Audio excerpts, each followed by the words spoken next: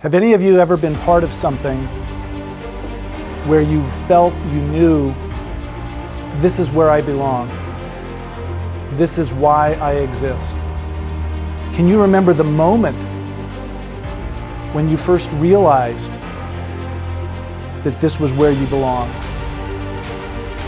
For me, that moment happened on January 25th, 1981.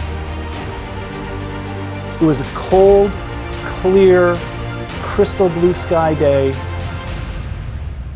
in the mid-Hudson Valley at West Point. And on that particular day, the entire Corps of Cadets was gathered along the road bordering the parade ground as several tour buses, gray tour buses with smoked windows, came across about 5 miles an hour, and it was so quiet you could hear a pin drop. You could hear the gravel crunching into the road under the wheels of the buses. And as each of these buses passed at about 5 miles an hour, the Corps of Cadets came to attention and presented arms.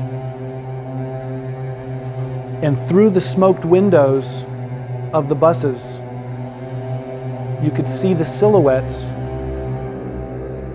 of the Marine embassy guards that had just been released in Iran as they rose up and they returned our salutes. And in that moment, I knew that I was part of something that was much, much bigger than myself. We don't all have that moment that's just that crystal clear, but belonging to something like that is what can make a difference in an entire career.